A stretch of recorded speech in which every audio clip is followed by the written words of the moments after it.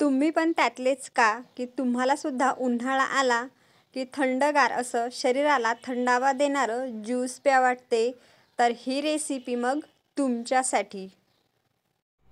नमस्कार, मी शीतल। तुम्ही पाहत आहे शीतल रेसिपी।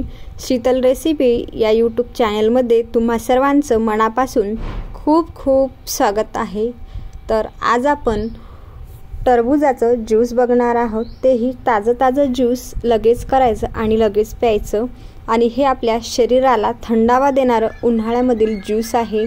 पोट भरल्यासारखं वाटते आपल्याला, उन्हाळ्यामध्ये काहीतरी थंडगार असं प्यावंसं वाटते, तर त्यावेळेला नक्कीच हे माझ्या पद्धतीने तुम्ही उन्हाळा स्पेशल टरबूजाचं ज्यूस बनवून पहा। चला तर मग रेसिपीला सुरुवात करूया। मार्केटमधून एक टरबूज आणलेला आहे, तो स्वच्छ धुवून घेतला, रात्रभर फ्रीजमध्ये ठेवला, थंडगार झालेला आहे।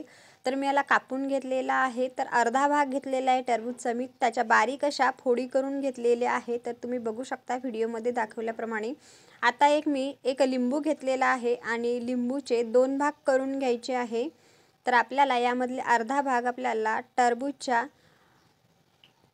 ज्यूसमध्ये घालून घ्यायचा आहे। तर इथे मी एक मिक्सर पॉट घेतलेला आहे। मिक्सर पॉटमध्ये आपण छोटे छोटे असे पीसेस केलेले टरबूजाचे त्या पॉटमध्ये टाकून घेतलेले आहे। तर यावरतून आपल्याला 2 ते 3 चम्मच साखर घालून घ्यायची आहे, पोहे खायच्या चम्मचने। आता आपल्याला यामध्ये लिंबाचा अर्धा रस पिळून घ्यायचा आहे। साखर ही तुम्ही तुमच्या आवडीनुसार घालू शकता। टरबूज जर गोड असेल तर कमी घाला, टरबूज जर फिक्कं असेल तर जास्त घाला। आणि अर्धा लिंबाचा रस घाला। त्या लिंबाच्या रसामुळे टरबूजाच्या ज्यूसला खूप छान अशी चव येते। त्यासाठीच आपल्याला इथं आईस क्यूब पण लागणार आहे, म्हणजेच बर्फाचे खडे। तर इथं आपण 4 ते 5 बर्फाचे खडे घालून घेऊ आणि मिक्सरला छान असं फिरवून घेऊ। तर तुम्ही पाहू शकता छान असं बारीक असं फिरवून झालेलं आहे।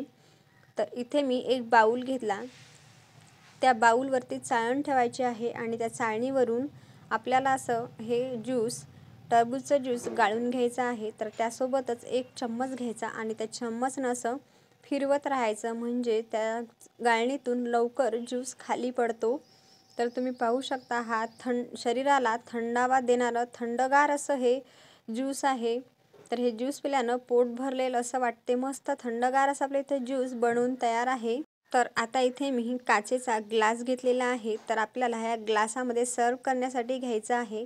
तर बघा थंडगार असा ज्यूस आपण इथे भरून घेतलेला आहे, तुम्ही पाहू शकता। तर हे ज्यूस प्यायचाच नाही तर खायचा सुद्धा आहे।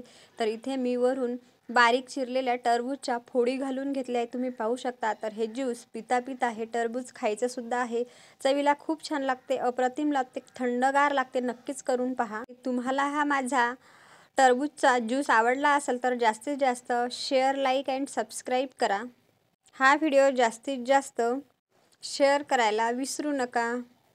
तुम्ही माझा थंडगार टरबूजचा रेसिपीचा व्हिडिओ वेळात वेळ काढून बघितल्याबद्दल तुमचे मनापासून खूप खूप धन्यवाद।